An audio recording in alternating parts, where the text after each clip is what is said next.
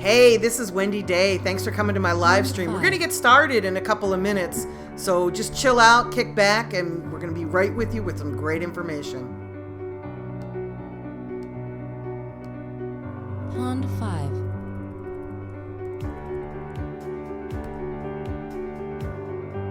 I know you're anxious to get started and you're saying, where is she? But I'm filling up the cup with Diet Coke. I'll be with you in a minute. You're going to get some great information today. I'm really excited about this. Pond 5.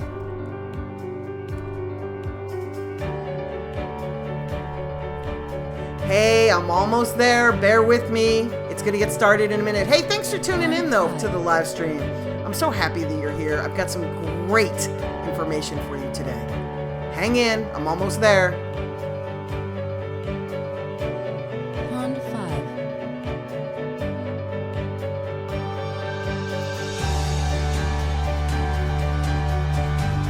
Thanks so much for tuning in. Make sure you share this with your friends. And you know what? Hit that little subscribe button. I'd love to have you subscribe. Pond 5.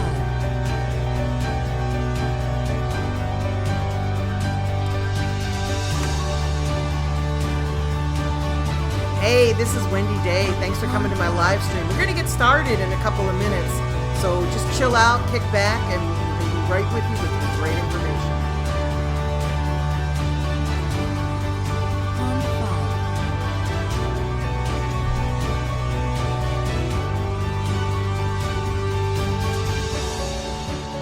5. I know you're anxious to get started and you're saying, where is she?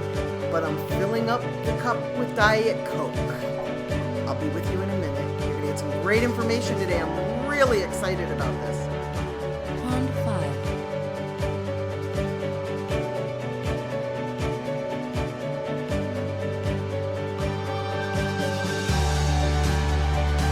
Hey, I'm almost there. Bear with me. It's going to get started in a minute. Hey, thanks for tuning in, though, to the live stream. I'm so happy that you're here. I've got some great information for you today.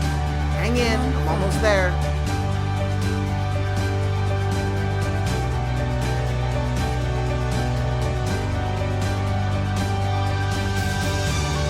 Pond 5. Thanks so much for tuning in. Make sure you share this with your friends. And you know what? Hit that little subscribe button. I'd love to have you subscribe. Pond 5.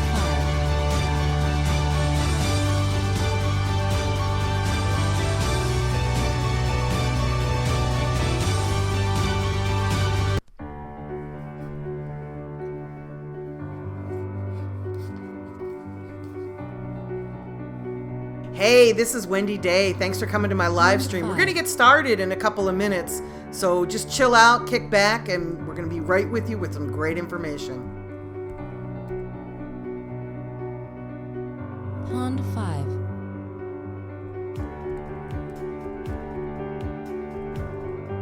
I know you're anxious to get started and you're saying, where is she? But I'm filling up the cup with Diet Coke. I'll be with you in a minute. You're going to get some great information today. I'm really excited about this. Pond 5.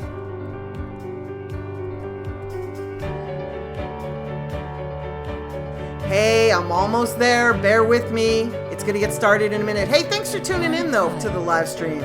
I'm so happy that you're here. I've got some great information for you today. Hang in. I'm almost there. Pond 5.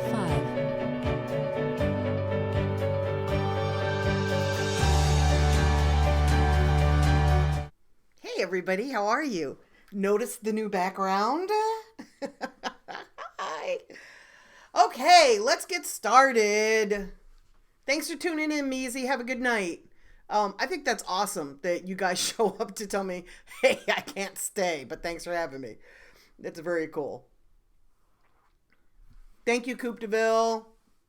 I appreciate you. Desario, I hope I'm saying your name right. Welcome. This is Desario's first stream with Wendy Day. Native, how are you? Native, I just put up my podcast. I need the theme song, and I need it soon. Um, yeah, I didn't have enough to do, guys, so I actually started posting podcasts. You can see them at iTunes. They're called Raponomics. I almost forgot the name. Oh, that's fucked up. It's called Raponomics, and you can find it on SoundCloud, or you can find it on iTunes. You can search Wendy Day Raponomics, all one word, Raponomics. A lot of it is just the sound to these videos for those of you that want to listen while you drive or while you're doing other stuff, and you can't really do that with YouTube, can you? So you guys sent me lots of questions this week, and I'm going to try to keep up with the feed like I always do, but I'm a little bit slow on the uptake on that. Charles Banks is asking me about songwriting. How do I go about doing it? He thinks he has to get BMI or ASCAP. BMI and ASCAP are performance rights organizations. Until you're performing live or your song goes to radio, there isn't much they can do to help you. And you guys ask me a lot about songwriting. I'm going to get Ray Daniels to do an interview with me so that we can educate you guys on songwriting, because I don't really know enough about it to be of any help to you. It's not something that I do. I don't shop songs. I don't sell songs to artists. But I do know, what little I do know about it is that you've got to get more connected into the music industry. You've got to get connected with the publishers that actually look for songs. You've got to build relationships with the artist directly. If you're trying to write for artists like Rihanna, Beyonce, like the larger artists, there's a whole inner circle of people that you got to break through. And it's probably going to be a little bit easier for you to find a manager that's in that circle. And again, I'm going to ask Ray Daniels to do an interview with me about that. And that'll be sometime in the beginning of 2017. And I'm sorry I couldn't be more helpful on that. After 24 years, there aren't many questions that I can't answer. But that's one that I can't answer. I'm certainly not going to blow smoke up your ass and tell you something I don't know about. Thank you for noticing the new background. I appreciate you. That was Shantae Smith that said that. Zico, you didn't miss me. Here I am. Amadei is asking which is better, TuneCore or CD Baby. I get that question every week. You should go back and watch last week's live stream with Wendy Day. It's within the first 30 minutes that I talk about that. And I think I'm going to have to write an article about all the different distributors too. Zico's asking for some advice about working a single. Absolutely. You want to work it on the streets first. Pass out copies of it. If you are in an area where CDs still matter, I suggest that you pass out CDs. If you're in an area where people do more downloading, like New York or the Northeast, most major cities, people tend to download more than they listen to CDs. Ditto if you're going to be working college campuses.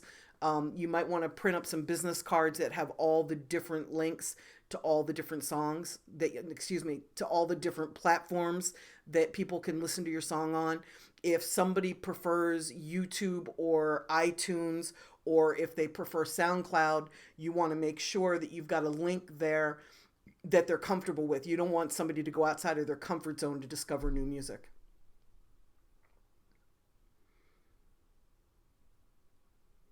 Bomb Productions is saying getting with Warner Chappell. I guess any big publisher is a big help.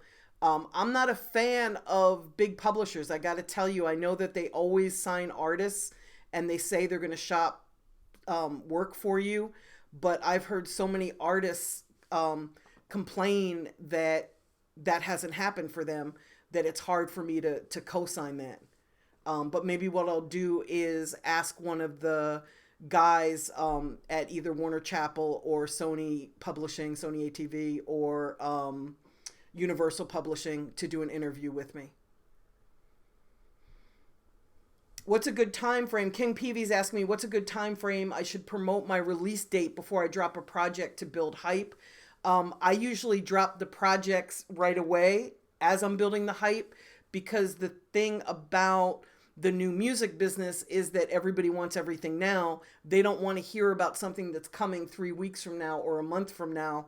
And since we're independent and first week sales don't matter to us, what matters is all sales, not just first week sales, right? So why not put the project out there and then promote it while it's already out there? So if somebody goes to discover one song, they can find them all. That kind of makes sense to me. Guys, your computers are freezing. I had that problem last week. I was actually streaming through my phone because of that storm. My Wi-Fi went out, and I was going through my phone in order to broadcast live because I didn't want to miss you guys. And that was just crazy to me because it kept slowing down in spots. Like I'm looking at myself, right, on my laptop, and it would just kind of freeze. But I knew you were still there because my feed kept going. So I just kept talking, and hopefully it worked. I haven't watched the video from last week, so I don't know how bad it looks. Okay, Jamario Jefferson, I hope I'm pronouncing your name right. You're saying, how long after dropping a mixtape should a new artist wait to drop another? Because timing is crucial. Somebody's been watching the videos. With Trouble, we drop every 5 months or so. I would like to drop every 4 months, but that's just a little bit too fast for his process. He's somebody that records like 100 songs and then picks the best 10. So it's very hard for me to get him to drop every 4 months. But in today's economy, I prefer to have as much music out there as possible. I've noticed that his price goes up commensurate with the amount of music we have in the marketplace. So I wouldn't drop any faster than every 4 months. As a new artist, though, like every 4 to 6 months seems like it's a good amount of time. Don't just drop and sit back, though, right? You got to promote it. You got to market it. You got to bring the fans. You got to bring your music to the fans and get them excited about your movement. Lamont is saying he has so many videos to watch, he's going to have a full book of notes for my videos. Yeah, there's no doubt. And thank you so much. I appreciate you guys. JB Sanchez is asking, can an artist sell their music with a very limited budget? You know, that's funny because that's one of the questions that I have here tonight that somebody asked me, and I noticed that it's not you that asked that. So I'm going to, 2 birds, 1 stone, right?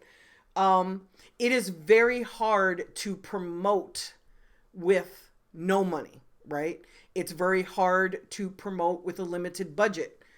What I suggest you do is make a list of all the stuff that you want to do to promote your music and then price it out. Figure out what the cost is. You know, if you want to give out t-shirts, put that on the list. If you want to press up CDs to hand out, put that on the list. Download cards, put that on the list. If you want to travel to some of the cities nearby the city where you're based, put the travel on the list. Figure out everything you want to do, price it out, look at that cost, and then figure out one of 2 things. Either can you afford to do that? If not, where are you going to get the money to do it? And if you can afford to do it and you can't get the money to do it, then what are you going to take off the list? What are you willing to not do in order to promote yourself? I have yet to see anybody succeed with no budget. That's actually the question that I was emailed. What do you do if you have no money at all? You go and you get a job and you get some money so that you can market and promote yourself. Unfortunately, this is not a free industry, and you're competing with other artists that have budgets. So in order to stand out, you're going to have better music than everybody if you have less money, and you're going to have to be extremely lucky. And I would rather tell you to wait and stack your bread until you're at a point where you can market and promote properly than to put out a little bit of money and lose it all, right? That's just my own opinion. You got to do what is best for you. There's a million artists out there with no money promoting and, you know, trying to get lucky. So give it a shot. Courtney is asking me, how do I feel about producer showcases and beat battles? Are they worth the money? Courtney, I can't answer that. I don't know anybody who has built a career as a producer through beat battles. I know of a lot of guys that enter them. I know a lot of guys that have won them.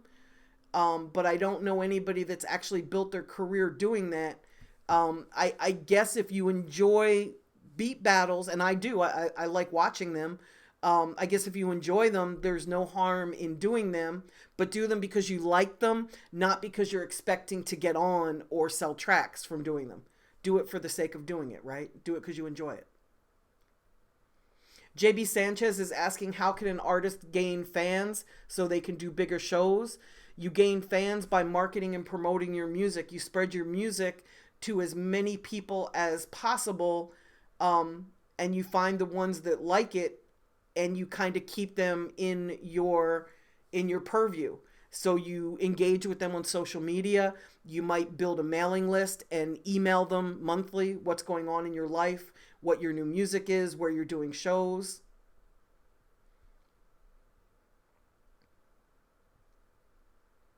You gain fans by building a buzz. Building a buzz means you're gaining fans. And if your music is really great, people will spread it to their friends. When somebody really likes your music, they're going to share it with people that are like-minded. Hi, Joshua. How are you? Thank you for all the nice comments that you left. I just went through and answered all of my, well, I didn't answer. I responded to all of the posts that you guys had put on my YouTube page in the past 3 weeks. It's very hard for me to find time to do the videos that I do and the podcasts that I now do, as if I don't have enough to do, and get my work done. So I'm a little bit slow sometimes on getting to your responses, but just bear with me.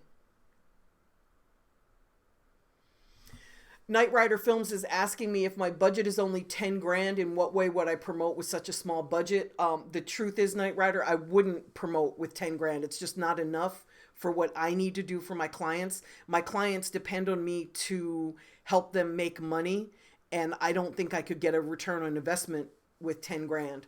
The truth is, I spend that just on pressing CDs.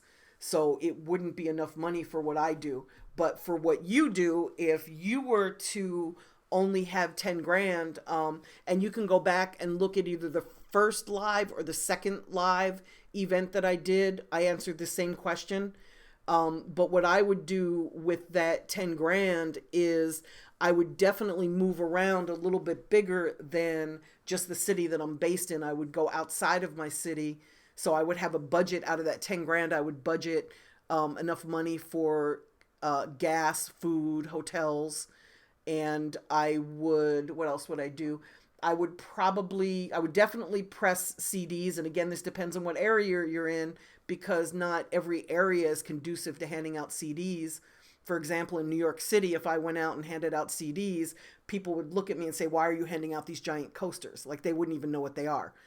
I would hand out download cards. I would also probably get on some showcases so that I could perform and hone my skills. What else would I do with 10 grand? Wow, that's hard. That's a really hard. I would definitely do a lot of promotion online. I would probably hire somebody that's skilled in social media marketing, and I would build my fan base online. That's probably the most inexpensive way to build a fan base. But just remember, you can't just build a fan base online. You've also got to do it in real life too. Hi, Alloy7. Nope, I just started about 20 minutes ago. Zico got an idea. Yay! Did the light bulb pop up?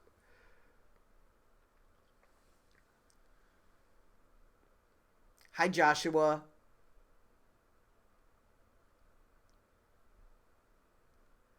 I'm not sure I understand this question. You're asking me, if you're in a group home, is it possible to be a rapper?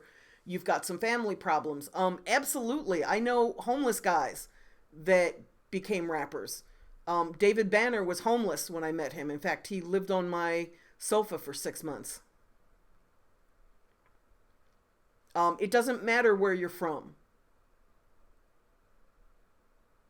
Your attitude is what matters. Bubble! Bubble, you can check out my podcasts. You can check them on iTunes or SoundCloud. The podcasts are called Raponomics, and most of them are just the MP3s from my videos. I do have one up on touring that Tony and I did that's different than, it's the same topic, but it's different material than what we posted online. Tom Sofford is asking me, biggest fear, mine or yours? My biggest fear is being bored. It's always been that. I'm terribly afraid of being bored. Prior to that, one of my biggest fears was disappointing my mom. She has passed away, so I don't have to worry about that anymore. But what's really funny is I never really disappointed her, but it was a fear. And like most fears, it was unfounded. Sometimes I have a fear of heights, but that comes and goes. You know, sometimes like I'll be on a ladder and I'll get woozy. And then sometimes I can be standing on a roof looking down and I'm fine. So I don't know where that one comes from. I hope you meant me, because that's what I answered. JB Sanchez is asking me any tips on launching a successful email blast campaign. I don't do email blast campaigns. They have never worked for me. So I probably don't have any tips on launching a successful one. But you should definitely reach out to folks that do have successful blast campaigns and ask them what they do differently. I know that the most important thing in any email campaign is getting people to open the email. So I would Google how to get people to open my emails and read some folks that do that for a living, see what they have to say about the subject. Joshua Evans, is there a way to get noticed fast? No. Pretty much there's no way to do anything in the music business fast. Even if you were to punch Chris Brown in the face on video and get WorldStar to put it up, yes, you would get noticed quickly, but you'd be forgotten in about 2 or 3 days. Some people would always remember you as the guy who punched Chris Brown in the face, but would they remember, Joshua Evans, the rapper? Probably not.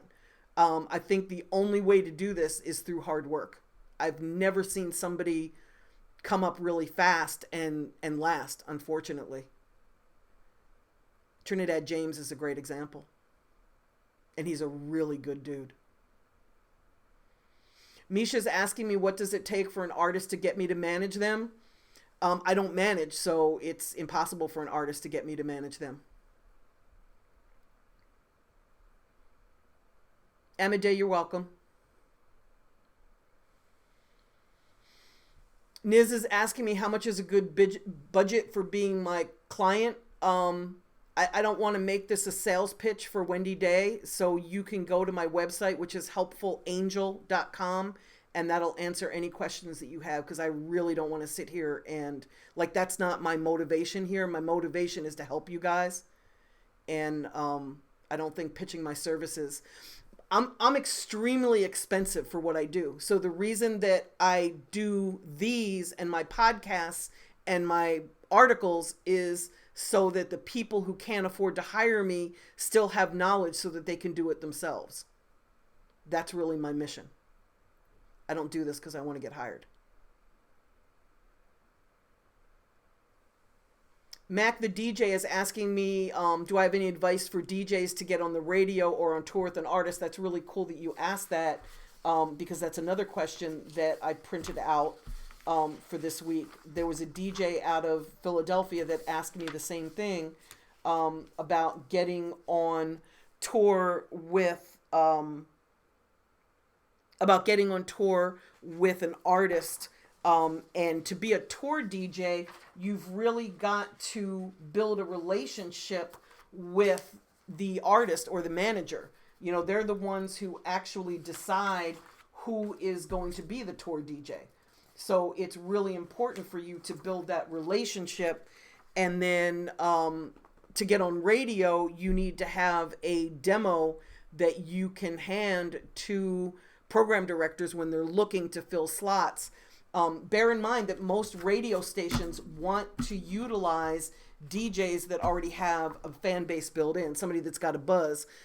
For example, there's a new radio station here in Atlanta, and I got an email yesterday from DJ Scream saying that he is going to be on that station, which is really exciting. It's an iHeart radio station, and he was hired to do one of the shows. DJ Scream brings an audience because he's DJ Scream. So that's really what radio stations kind of look for, is somebody that has some renown in their area. So the best advice I could give you if you're a DJ is to build your popularity, because once you have a following, you can pretty much pick and choose what you want to do.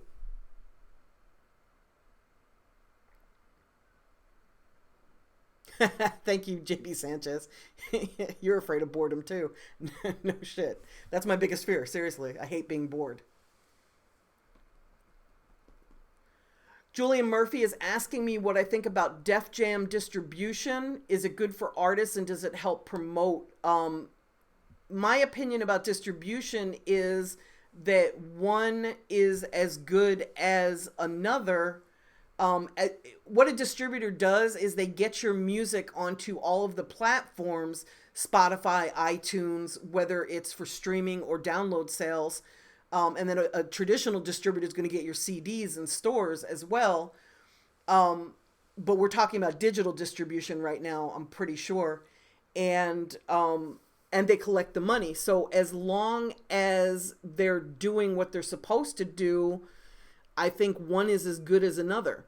The thing about like Universal or Def Jam doing digital distribution is they're going to take a split. It's going to be like an 80-20 split or 75-25 split, meaning they're going to take the 20%, you're going to take the 80%. Since all they're doing is getting it up on the sites and collecting the money, I just don't see why they should get more than nothing to do that. Like, that's their job, right? So why are you going to give them a portion of your income unless they're going to help you get on the front page of iTunes, or unless they're going to help you get in playlists on Spotify? But if their whole goal is just to get the music up onto the site and pay you your money, why wouldn't you go through a distributor like TuneCore, or I think DistroKid is even the same type of platform, where you pay to put your music there and then they give you 100% of the income? That just seems to make more sense to me than giving somebody 20%. But I guess if you don't have the $19.99 to put your single up on TuneCore, then the next best choice would be to do an 80-20 split. And Def Jam would be as good a resource as, you know, any other. Just make sure they can get you onto the platforms you need to be on. Make sure that if you get an offer from another label to do a deal, that you don't have to pay a fee to leave. And ask if there are any other services that they offer that you need. Marta Sheck is, am I pronouncing your name correctly, Marta Sheck? You're asking what are download cards for? It's a business card that lists all of the links to your music so that people can check out your music based on wherever they prefer to listen to music. So if there's somebody that prefers YouTube or SoundCloud, that link would be on the download card so that they could go check out your music wherever they want to check it out.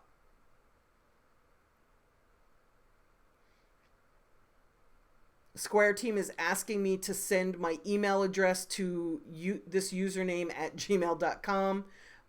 You can just email me at thisiswendyday@gmail.com. Guys, my email address is all over underneath these videos. You can find it out easily. It's right there for you. Joshua, to become my client, you would need to have an investor.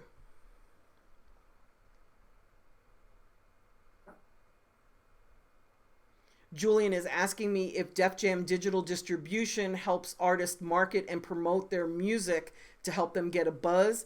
You would need to ask them that. I don't run Def Jam distribution, so I don't know that. But if they do, they're going to take a bigger percentage of your income than 80/20 for sure, because they're going to be spending money. And you're also going to have a little bit of a buzz already in place to make it worth them picking you up to do that. My guess is that they don't do that, but they can answer that better than I can.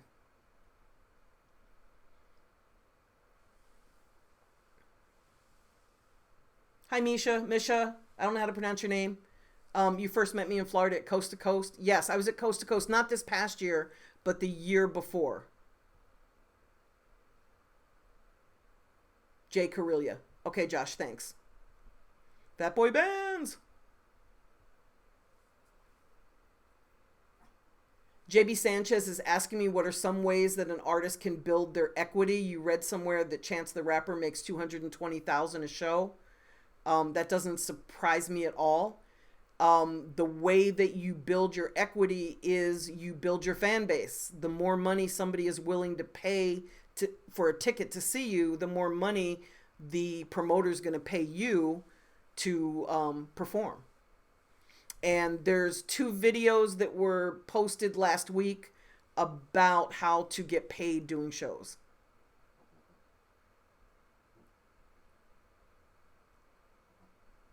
Amadea is asking me if there's any good platforms or companies to promote music or music videos online. I don't use any companies online for promotion. I use people in the real world.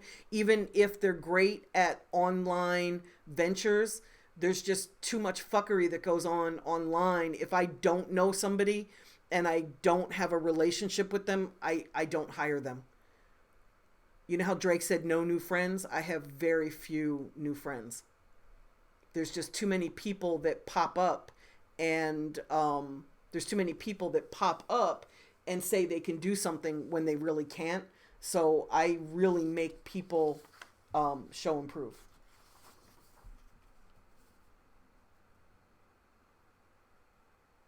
Okay, it was Sean Cole that asked me if an artist can build a buzz with no money. And his example was Bobby Shmurda and Young M.A. They both blew up with 2 hit songs. And he's wondering if they had money behind them.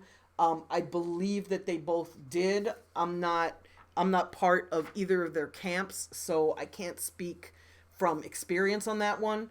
But my best guess in watching where their records went and where they blew up was that they each had some sort of a budget.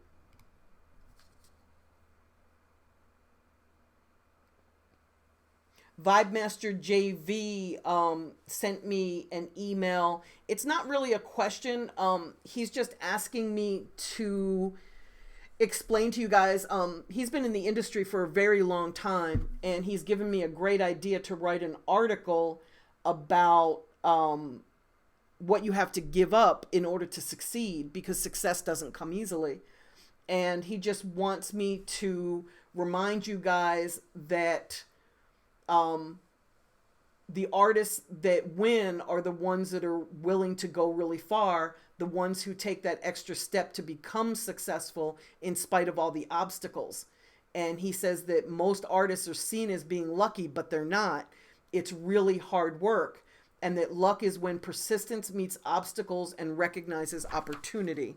And he's absolutely correct. You know, so many people around me said that Drake was an overnight success, and Drake was like a 10-year overnight success. Like, he really worked at it. He put out 2 mixtapes that I know of before he got signed, and I'm sure there were even more than those 2 that I just never saw.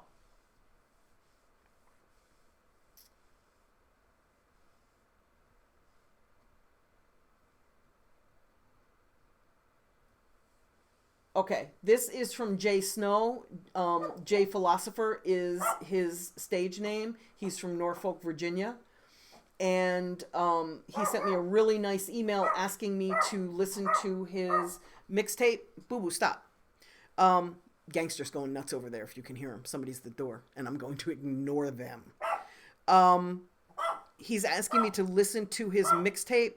And guys, I don't have time to do that. So many of you are asking me to listen to your music or watch your videos or give you feedback. And I get too much music to do that. So I don't listen to any of it because I'm not going to play favorites. So I'd rather listen to none than play favorites. And the reality is, me listening to your music does not help you. I know that you want my opinion. I know you want my feedback, but it's better to get feedback from DJs who are the people on the front lines of your music and from fans, because what I think about your music doesn't help. It doesn't matter what I think. So here's what I'm going to say to all of you that have asked me to listen to your music. Wow, your song is really great. It's awesome. Okay, now what? I like your song. Now what? I can't put you on. I can't get you a record deal. You need to have a buzz. There's nothing I can do for anybody that doesn't have a buzz. If you have a buzz, I can help you get your buzz bigger. I can bring you to the attention of some other people that might be able to help you. But without that, there's nothing I can do to help you. There's nothing anybody can do to help you. I'm sorry. That's the reality of the music business. Okay. The Year DC7 is asking me if it's necessary to have a Vivo channel for your music videos. Is it necessary? No. I don't use Vivo for any of my clients. There just aren't enough people that go there on a regular basis. And for me, it's owned by two of the major labels, right? So my guess is the focus will always be on major artists. I don't use Vivo. Maybe I'm missing out. But the way I see it is Vivo has a YouTube channel. YouTube does not have a Vivo channel. So I'd rather put my efforts into YouTube. I think they're more powerful and they have more reach. And I don't understand the benefit of Vivo. If one of you can enlighten me, if you guys have made a lot of money using Vivo, let me know. I just don't see the upside of it. I got an anonymous email from somebody who read my article on my blog about digital radio tracker, and I guess my article wasn't clear because you asked me what it is. I just wrote an article explaining what it is. Digital radio tracker tracks internet radio spins, and the value is that there isn't really any other medium to track internet radio. And for a very long time, I didn't pay much attention to internet radio for my clients because I couldn't tell how many people were tuned into a station or who was even really playing the music. So it didn't really have a lot of value to me. And then 5 years ago, up popped DRT, Digital Radio Tracker, and they track it. So I'm able to pull up one of my artist's songs and see exactly where it was played and the size of the audience that heard the song.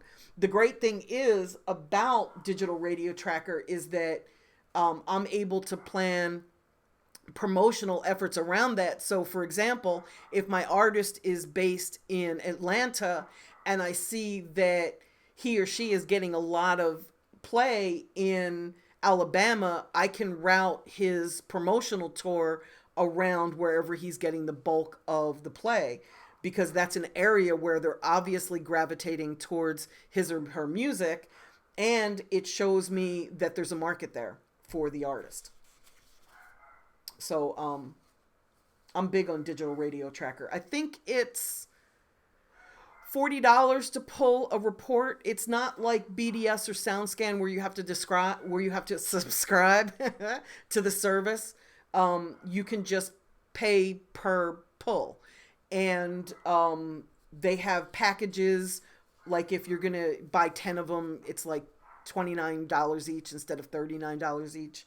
And I may be off on the price. It's not my company, so I'm not intimately familiar with it, but I do use them and I like them very much. Jordan Kelly has asked me the importance of an artist location. He's a rapper and a songwriter from Oklahoma, and he's always wondered if he should move to Atlanta or Los Angeles to find success in the music industry. He knows that the internet has opened many doors for people in smaller cities, but he thinks maybe his location is a hindrance, and he's wondering if he should move. I'm somebody that's moved twice for the music industry, so I'm probably a little bit biased, But for me, I didn't have kids, I didn't have a husband, so I moved from Philadelphia to New York. I stayed in New York for about 15 years while I built Rap Coalition. I moved to Memphis for a couple of years. Memphis was not a great spot for me. It's a beautiful city, but it wasn't good for what I do in the music industry. So I moved to Atlanta, and I've been in Atlanta the past 10 years. So I'm a big fan of moving to where the community is. Yes, you can do a lot online. I think the internet is great. I use it probably 20 hours a day. But the reality is, you need to be able to attend events. You need to take meetings with people. There's things that you need to be able to do beyond, just talking to people on social media. So whether you move or not is really, it's up to you. For me, if I could move every 2 years to a different place, I would. There's a lot of energy that comes for me when I move, because when I get to someplace new, I'm in that phase of wanting to explore and find out everything and meet as many people as possible. When I've been in an area for like 9 months to a year, I get a little bit complacent and a little bit comfortable. Can you guys still hear Gangster barking? He's going nuts downstairs. I hope nobody's breaking in. I have a license to carry and I will shoot. Wow, I just admitted that publicly, didn't I? Pardon me. I'm looking for questions that I haven't answered already. Okay, H702 is asking me, I see a lot of major artist singles getting certified platinum or gold, but their album sales are low. Does this mean we should focus on releasing singles only rather than EPs or albums? I would still do both. Yes, we are going to a singles market. We have for a very long time. I noticed that Jeffrey, which is Young Thug's most recent album, only sold 30,000 copies. But he has a performance price that's close to 100,000. So he's kind of doing something right? Yes, I think that you should release albums as well, because they're events. Every time you do an event, and I don't mean a physical event, I don't mean like a party. I mean, every time you release something into the marketplace, you're going to put marketing and promotion behind that, and it's going to attract the attention of people. So as you drop your singles, I think it's also important to drop an album, drop an extended video, drop a remix. You want to keep dropping as much stuff as possible to get people talking about you as often as possible. Architect Music is asking me if I use focus groups. Absolutely. Do I think they're beneficial? Absolutely. In fact, one of my friends, Fly, who runs Think It's a Game Music, when he was putting out YFN Lucci's last album before he put it out, his last mixtape, or release, whatever you want to call it, it's interchangeable to me. He held 2 or 3 focus groups to figure out what the single would be. And the focus groups really liked Key to the Streets. And he listened to their advice, and it went #1 at Urban Radio 2 weeks ago.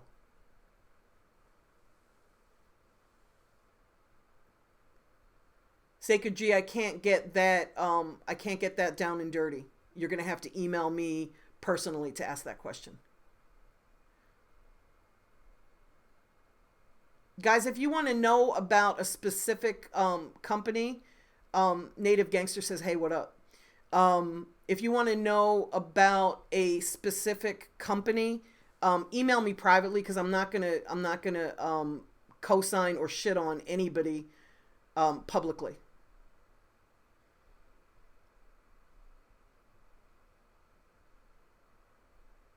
Tamara Bubble is saying, I don't think the payouts are much better for people with Vivo channels. Most of them are signed to majors, so they don't see the ad revenue regardless. Exactly. What she means is, when you're signed to a major label, the money goes to the label, and then once you recoup, they cut you your percentage of what is owed to you. In the 24 years that I've been doing this, I can count on one hand the number of artists that I know personally that have recouped, that are at major labels.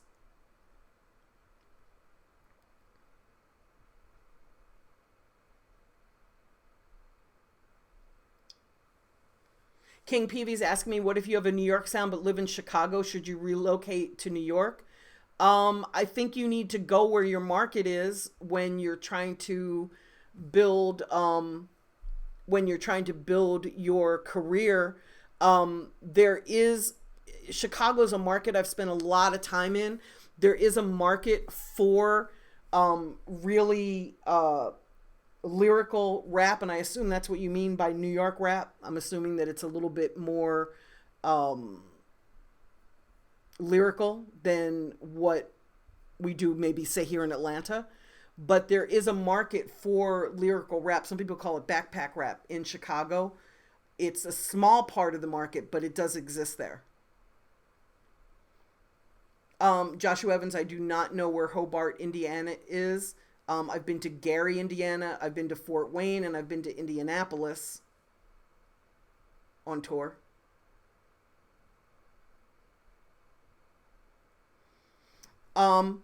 Native, I love that you're doing this. Guys, when you see Rodney Barber in this feed, he's asking Joshua to send him his music at nativebarber@gmail.com. Native is actually one of my favorite rappers, and he's very lyrical. So if you want some feedback, I think he'd be a really great resource for you, and he's just a really great motherfucker. And I mean that in the kindest way possible. I'm a New Yorker, so we say that. That's my motherfucker, right? Okay. Crash Bandit is asking me to go into depth about copywriting his stage name. I might have answered this last week. Gosh, guys, I'm sorry. I'm going to do it again, though, just in case. You don't copyright your stage name. You trademark it.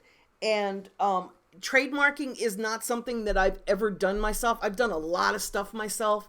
But here's why I'm a little bit nervous to trademark a name myself.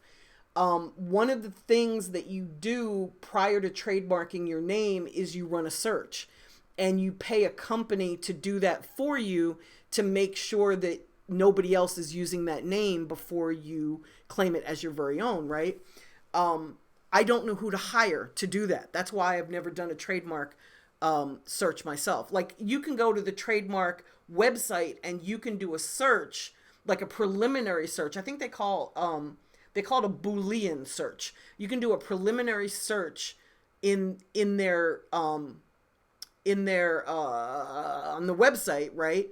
And it'll tell you if somebody has registered your name or not, but you have to go into more depth than just their website. So I have always hired somebody to trademark names for me. If your name is a very common name, like I work with Trouble here in Atlanta from Duct Tape, and I trademarked Trouble's name for him. And it was extremely difficult. It took me over a year to do it. I didn't do it myself. I hired a law firm that specializes in trademarking to do it. But I didn't want to spend a lot of money on Trouble. And it wasn't my money, right? It's my client's money. But I didn't want to spend a lot of his money and then have to change his name a year later or 6 months down the road, right? Because we were spending a lot of money on building his career. So I hired a New York trademarking law firm that went and trademarked his name, and we finally got it. There was a little bit of static because there's a rock group called Double Trouble from back in the day. So I had to write this thesis on why Trouble was different and how the fans for Trouble the rapper and Double Trouble the 1970s rock group or 1980s rock group, why they wouldn't be confused, which to me is just funny as hell. You know, I've spent 30 years or 40 years listening to rap music, so it's just really funny to me that I had to explain that to a bunch of old white men, but I did, and he now owns his name. I recommend that you do trademark your name prior to putting a lot of money into your career, nothing is worse than building your name to find out that you cannot use it. Young Crenshaw is asking me if trying to make some noise as an artist starting off, what are some ways to start attracting fans that are looking for music and ways to promote? I seem to answer this question a lot. Start at the street level, and you want to promote by handing out download cards, or if you're in an area with CDs, you want to hand out CDs. You want to go to high schools, you want to go to college campuses, you want to go to the malls, you want to go to flea markets, barbershops, any place where your potential fan base hangs out, you want to go there and spread your music. You also want to do this online. You want to interact with people on all of your social media, on Facebook, on Snapchat, on Instagram, on Twitter. You want to, and not just blast them with your music and your videos, right? You want to engage them, have conversations with them, let them know who you are. Don't just be a promotion machine. Talk about your life. It's kind of like what I do, even though I'm sitting here in a room by myself yakking at you guys. Everybody on here knows that I have a dog named Gangster. Everybody knows that somebody just rang my doorbell and I ignored it. You learn different things about people by the content that they expose. I could have not mentioned my dog. I could have not mentioned my doorbell. I'm sure you didn't hear it ring. It rang like 4 times. I'm sure you didn't hear it. But I chose to let my surroundings become part of this moment because it gives you more of an understanding of who I am, right? You've learned a lot about me tonight that you wouldn't normally know just from watching this. That's what you need to do on social media. You need to let people know who you are, what you think, how you feel. Let them know that you're a real person. And start an email list. Like, one of the best ways to reach people is through email. And when somebody becomes a fan of yours, they look forward to it. Like every month, I get an email from Lewis Black. He's a comedian, right? I love Lewis Black. I think he's funny as hell. And I get excited when I get that email, and every month there's something different in it. One month it might talk about his tour dates. Another month it might talk about he's doing a play on Broadway. Another month it might talk about, all the different appearances he's made on television. You're not as big as Lewis Black yet, but you still have stuff going on in your life that you can talk about. Once a month, it's not hard to talk about what you have done in the past month and what you have coming up, right? We all have stuff going on that we can talk about.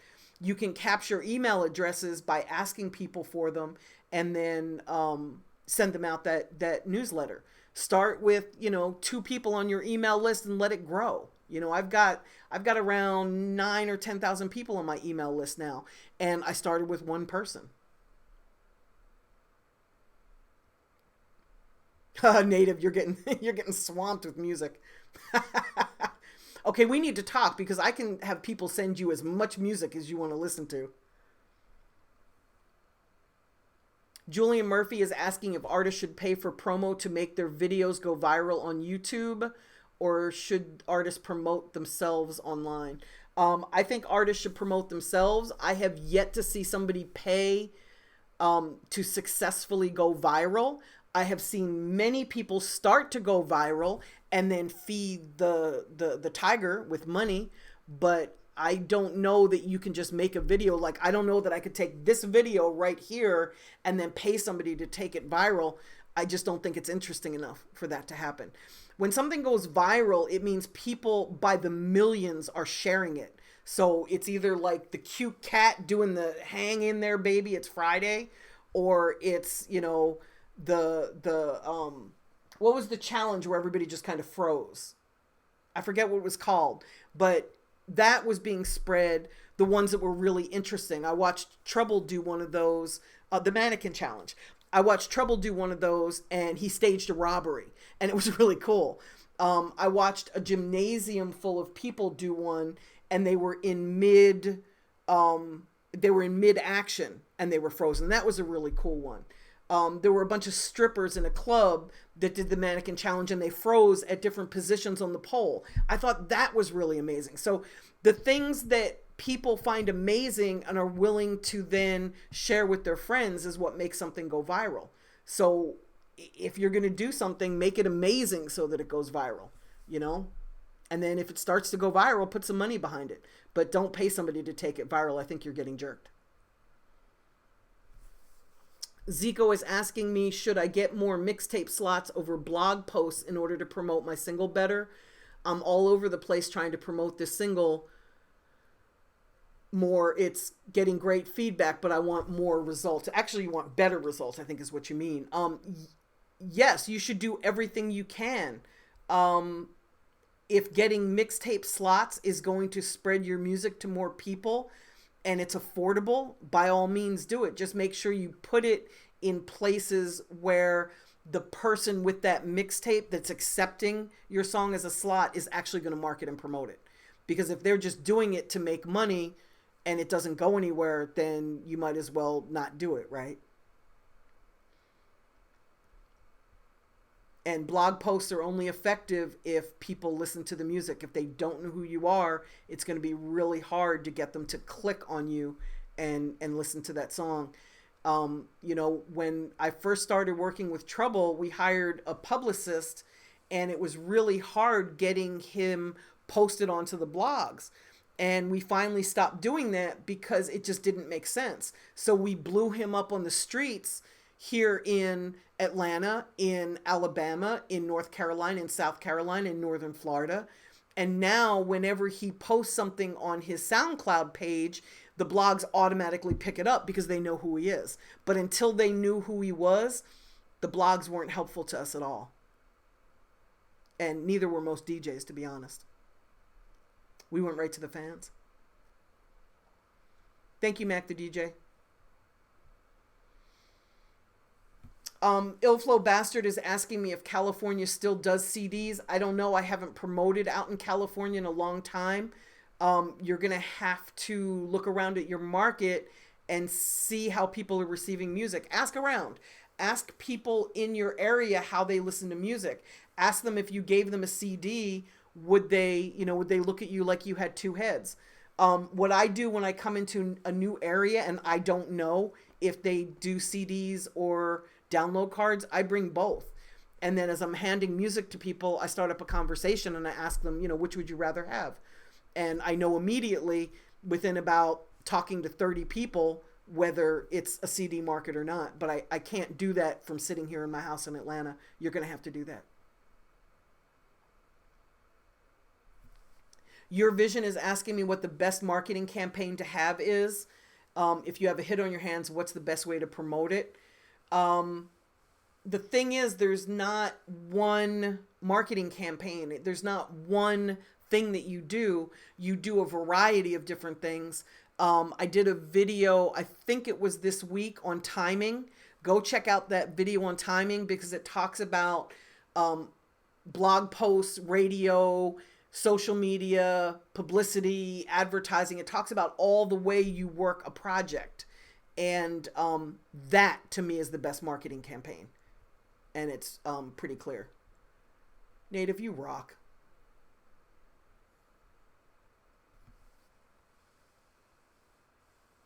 Alloy 7 is asking me if I mind him chiming in. He believes that... Alloy 7, I think you're a guy. Yes, you are. Sorry, a little blind. You're saying that unless you have... experience with Google ads, they can end up costing you a ton of money for limited results. Absolutely. My best suggestion would be that you study this a little bit, or you hire somebody that knows what they're doing. Ditto Facebook ads, ditto Twitter ads, ditto Instagram ads. Absolutely. I'm just learning Instagram ads. Instagram for a while was so expensive to use because it's not clickable, right? Like with Twitter and Facebook, you can post something in the body and somebody can click on it and go right to your website. Well, with Instagram, you can't do that. And with Instagram, you can't really have a lot of type in your advertisement. And I wanted to run ads for the contact list, the radio stations and the record label lists that I have. And I spent a lot of money running these ads, and they weren't really effective because it's not an environment that's conducive to reaching people who want to buy lists. It's using a photograph of a list is not a great way, go figure, to sell a list. So you got to be really careful when you're doing this. You got to know the platform that you're on, understand what your customers or fans are looking for, and hit them with what they want, right? Ronnie Lee is asking me if working a single is different from working a mixtape. Nope. We work singles because it's easier to get somebody to listen to one song than 15. We use the single as the appetizer and the mixtape as the meal. We hope that when somebody listens to the song, they will want to go hear more music and go search for it. So that's why we focus on singles. It's also very much a single, and I'm not mad that you're late. You remember, you can go back and watch this, right? Anytime. This will post archive in an hour from now or something, so you haven't missed anything. But it's a singles market. Like when people stream music, and that's how 40% of the population is listening to music. It's even higher in hip hop. In hip hop, it's 60% of our market is streaming right now. So when somebody's streaming, they don't necessarily stream a whole album. When they go to Spotify, they're in the playlists, and the playlists are like compilations, right? They're all different singles. So you want somebody to hear your single, really like it a lot, really relate to it, really grab onto it, and then go listen to the rest of your music. When they're done listening to that playlist, you want them to go and research you and figure out, who you are and what else you have.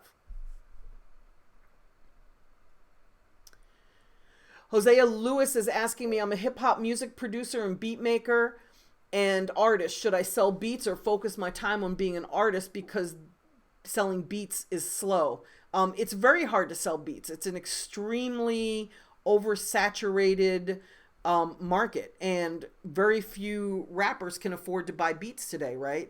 It's a tough sell. So you need to do whatever is best for you in order to succeed. So if you're a better rapper than you are a producer, you should absolutely rap. If you're a mediocre rapper but a great producer, you should produce. Do what you're good at, do what you're passionate about, do what you're comfortable with.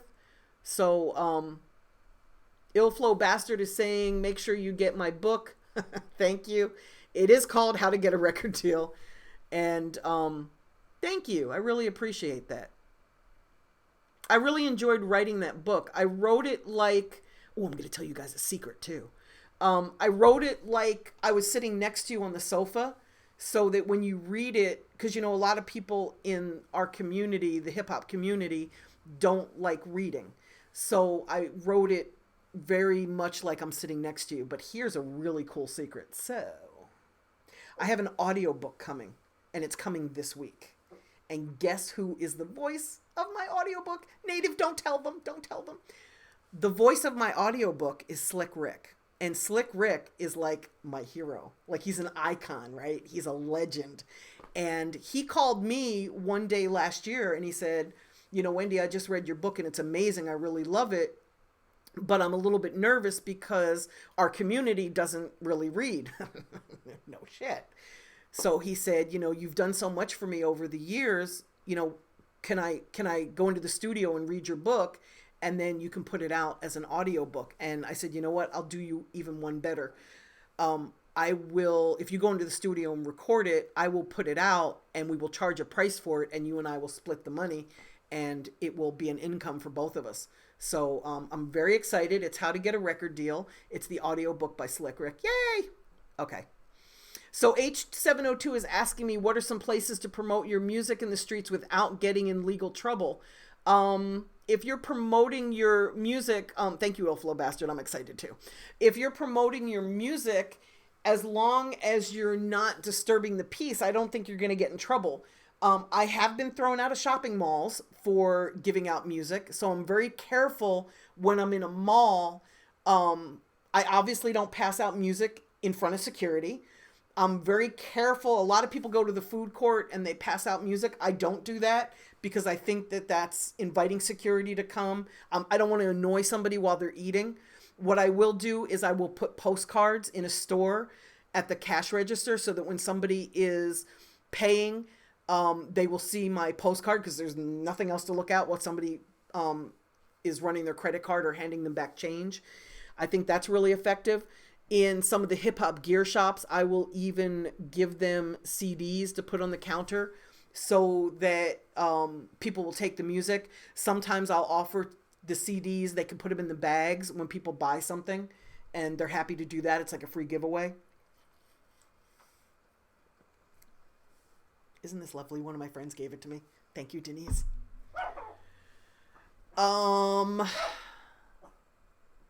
Denise, you're here. Thank you, love.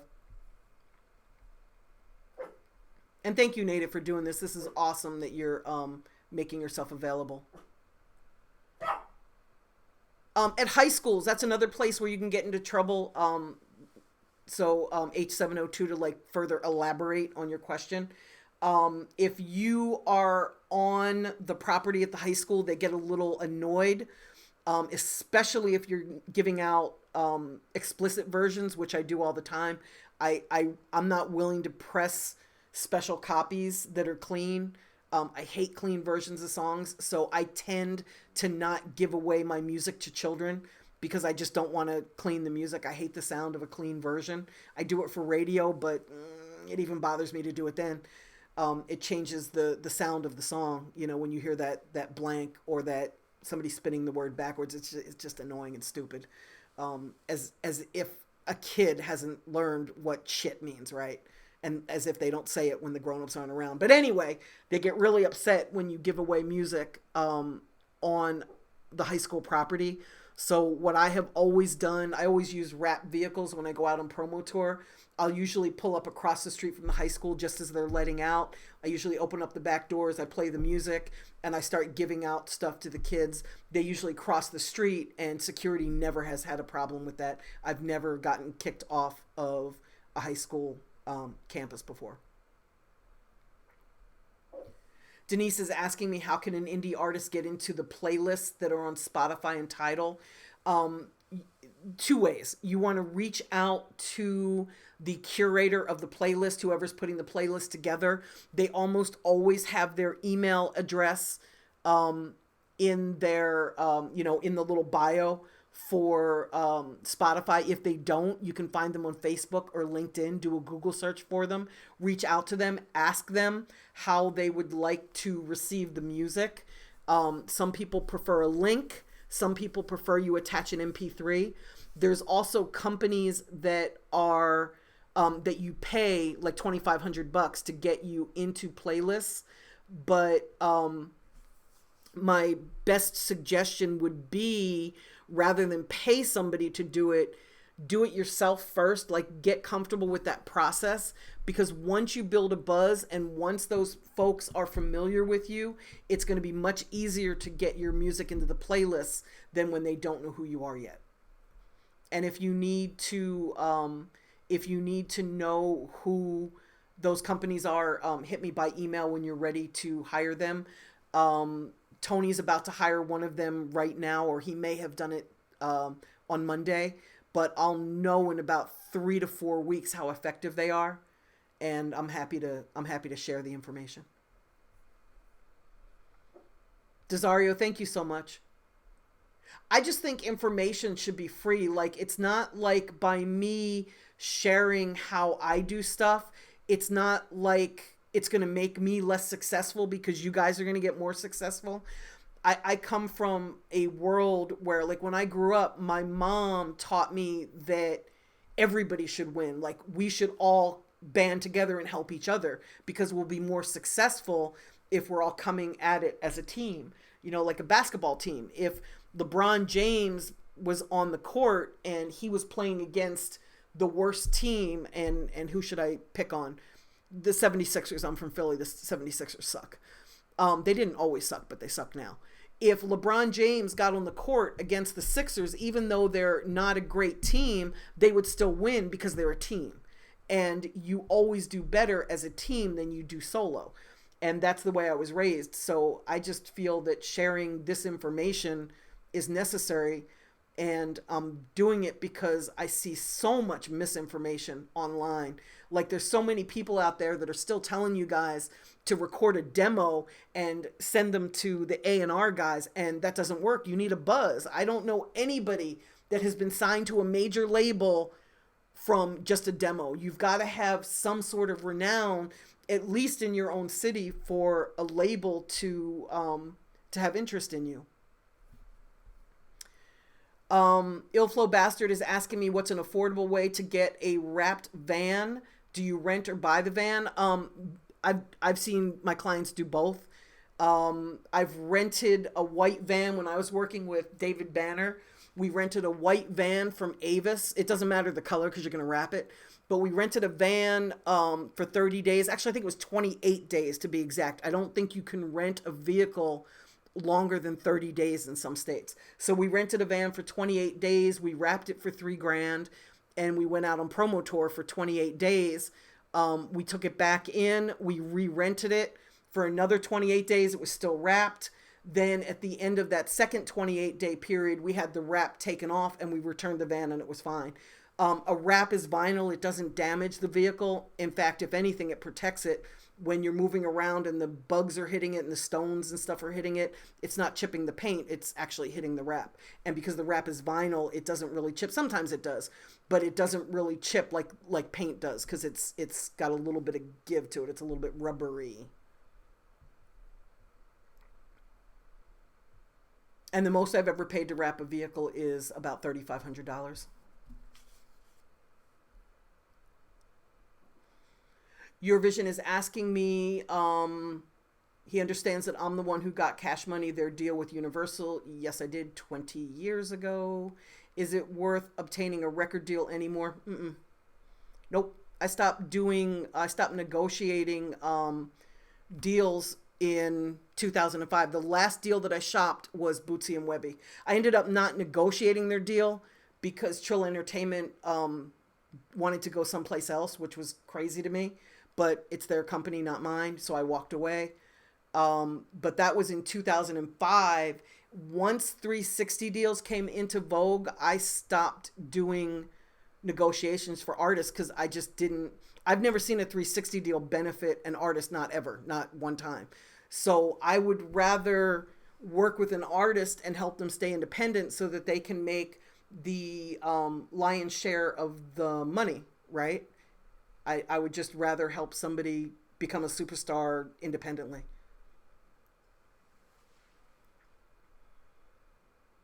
Jose is asking me about featuring other local artists on a mixtape contract-wise. You can verbally agree for free, but that can change very quick. Absolutely. You should sign an agreement with everybody, whether it's an artist on your mixtape or a producer on your mixtape. You should make sure that you, you meant how cheap to go. How cheap to go. How to go cheap. I'm not, okay, now I really don't understand what you're saying. Okay, I'm going to answer it, and if I answered it wrong, I apologize in advance. But you should have an agreement with everybody. Even if you don't have an attorney, you should write something out yourself, at least with an understanding of who owns what, because you're right, when the money comes, it changes. You know, people have selective memory. So somebody who wrote a part of a hook, when your song starts to blow up and all of a sudden millions of dollars are at stake, they're going to tell you they wrote half of that song, if not the whole song, because that's how they're going to remember it. So I suggest that you get it right there in the studio. Use a split sheet, and right there in the studio, fill out the split sheet, and everybody writes down whatever percent that they contributed, and everybody signs it right there. And then you've got a legal document so that if somebody comes back and says, oh, man, you only gave me 5% of the song, I should really be getting 85%. they signed it. Like, you've got a legal document. They signed it. They signed it in the studio. They signed it and they put the date on it. So it's just better to do it that way. I've seen more selective memory than not.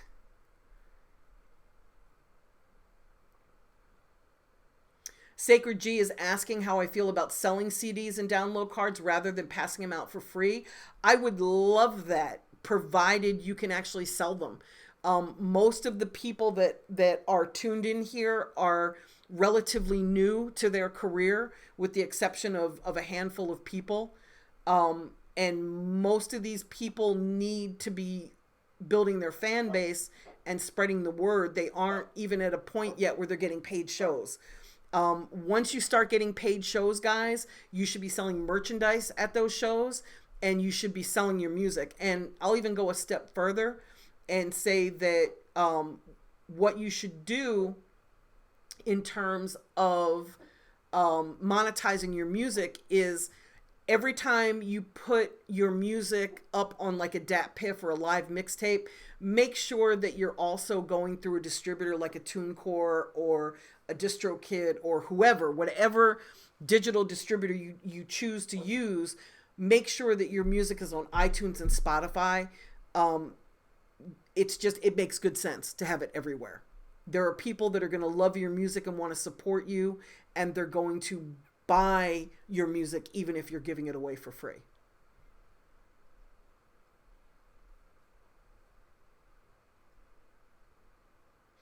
I'm not sure what you're asking me, Illflow Bastard, about how Apple goes about charting. You've seen an indie artist top the hip hop chart for like 30 minutes. I'm guessing what they do, and I don't work for Apple, so if I were you, I would Google this question, or if you've got a friend that works at Apple, ask them. But I'm guessing the way the charting works is that it's in real time. So if somebody launches a release and they sell 30 copies at noon, they're going to chart wherever those 30 copies puts them on the list, right? I'm working with an artist out of Rhode Island called Flawless, and he was number 23 on the iTunes chart this week. He dropped on Friday. And it just means that he was the 23rd best-selling hip-hop artist for that day on iTunes, or for that week on iTunes. That's what that means. I don't really look at charts because our goal is to monetize music. So I don't necessarily care where my artist ends up on a chart. I just care that it's selling. And I'm just as happy with an artist who streams as an artist who sells digital downloads or CDs. Okay, I'm going to save that one for next week because that's a pretty long answer. Matthew and Duha, I don't remember if I answered this last week. I know you sent this in a week ago, so I apologize if I missed it last week. And guys, if I already answered this, I apologize to you for sitting through it again. But he found out about me through Cole Mize, and he watched a bunch of my videos, and he has a question that he thinks would make a good topic. He's asking me how I feel about artists practicing out loud. Do I think artists should develop and hone their skills privately until they meet a certain standard? Or do I think it's okay for them to post work that isn't amazing? I think I answered this, but I'm going to answer it again because I think it's important. Because you want to get better at your craft, right? Remember that anything you post on the internet lasts forever. So if you post whack verses on the internet today, if you become famous like Drake, guess what's going to come back to haunt you? So my suggestion would be that you hone your craft before you start posting stuff. And a great way to do that is at the open mics and the showcases that are in existence in almost every city in this country.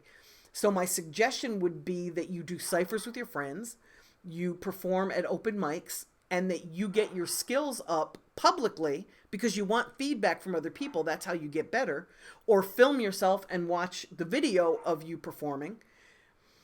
But you want that feedback. You want other people to tell you what they like and what they don't like about what you're doing, right? So that you can get better. And then once you get to a point where you feel like you're okay, you're pretty good, then start posting that online. But don't post like the bullshit. That could be really embarrassing. It could be like Mobb Deep wearing a tutu, or, you know, Dr. Dre in the glittery crap in the glove. It's embarrassing. Although they say, you know, no press is bad press, right? At least, you know, I just mentioned Mobb Deep. I just mentioned Dr. Dre. So, you know, I guess that's not so bad.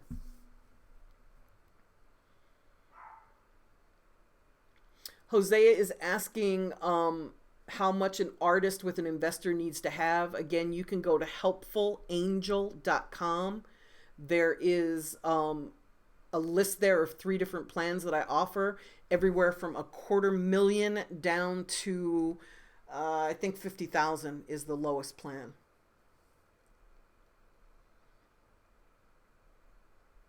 Wow, an hour and 20 minutes, guys. I think I've answered all of your questions, unless there's a drag here. I've answered okay, I have one more.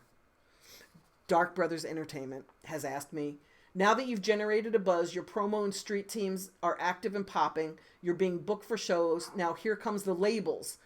Can you go into depth about when you finally get that call from a label, when you're taking meetings, who should be with you, and what the process is like?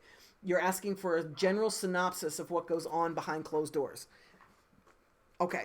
Once you've gotten your buzz up and the labels start calling, and I'm assuming that you want to sign to a major label.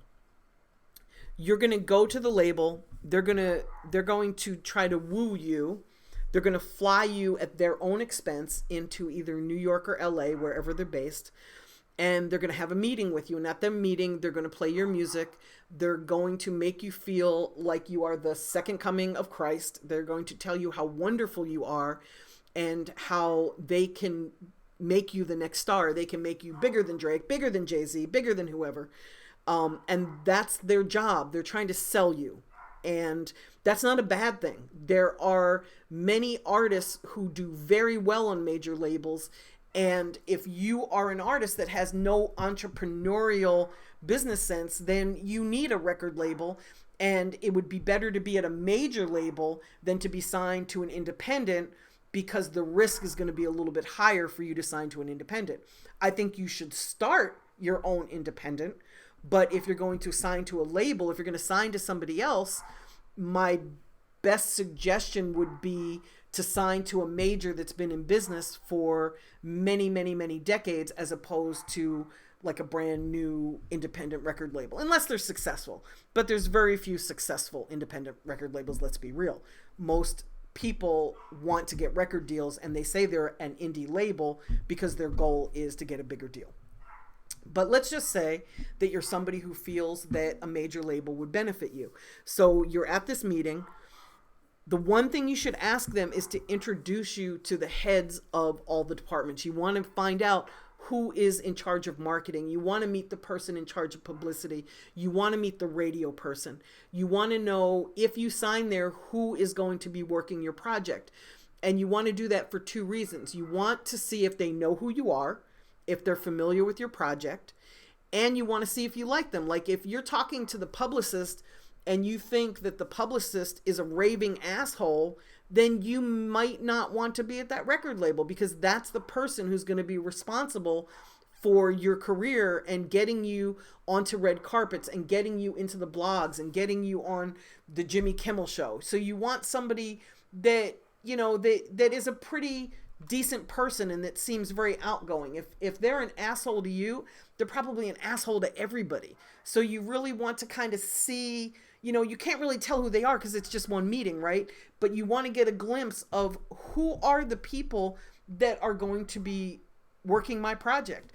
If you meet the radio person and the radio person tells you about all the different songs that you have that could have gone to radio, and they give you feedback, and they know the names of your songs, and they know the stations that have played your music, or the stations that haven't, where they thought you might have been able to get some play, you can tell who is blowing smoke up your ass and who has really listened to the music.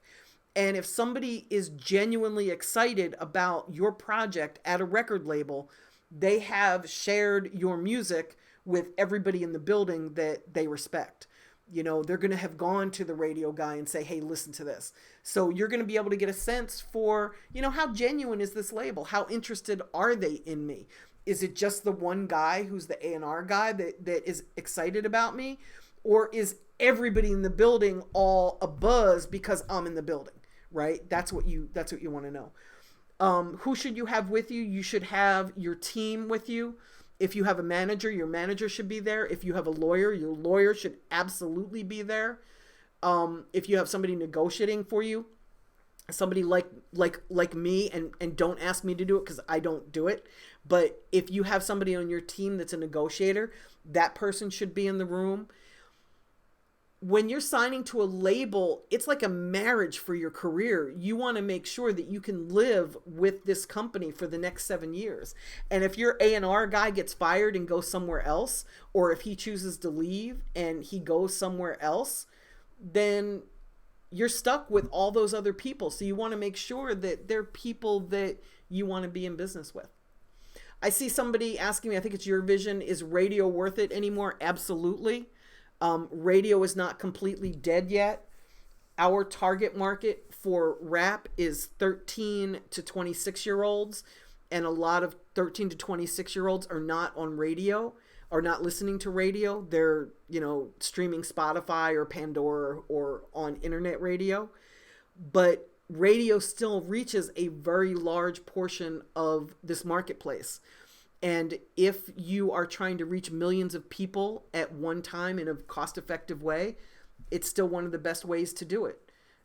If you're trying to sign to a major label, like the example that I was just giving, you absolutely need radio, because major labels want radio artists. They want artists that can be more mainstream. They don't want niche artists. They want mainstream pop rappers. So, yes, in the case of a major label, you absolutely have to have radio records. And I'm going to answer one more question. London's Most Wanted TV is asking me what my thoughts are on vinyl. For the artists who are more lyrical, we press vinyl. For the street artists, we do not, because it does not sell. Vinyl is very much a niche amongst sort of like creative hipster type people. So if that's my market, I press vinyl. If it's not, I don't. That's my thoughts on vinyl. It can get a little costly if you press it and nobody buys it. So thank you guys for attending. Within about an hour, this will be posted online. So if you missed anything, over the next couple of days, I will go back and I will skim through it really quickly, and I will list all the topics below so that you can always go to one of these live events that's posted and look underneath it, and you'll be able to tell what topics we talked about, so that if it's of interest to you, you can listen to it. If not, you can skip it. I also archive these at rapjewels.com, rapjewels.com, rapjewels.com, and they're all in order there. So for those of you that like organizations like myself, if you like to be organized and you like to be structured, go there to watch the videos, because I've noticed on my YouTube channel that they're kind of all over the place. And also my new podcast, Raponomics. It's on iTunes and it's on SoundCloud, and I will post a link. I'll post a link under this video when it goes live, but I'll also update my wendyday.com site and put links to the new podcast there. Guys, thanks for tuning in. I drop videos every Monday, Wednesday, and Friday at 11 a.m. My podcasts come out Sunday, Tuesday, and Thursday, because I don't have enough other crap going on. I just needed something extra to drive myself really crazy. And then we go live every Wednesday at 7 p.m. If you want your questions answered, please email them to me at thisiswendyday@gmail.com. Thank you for tuning in, and I will see you guys next week. Take care. Bye, y'all.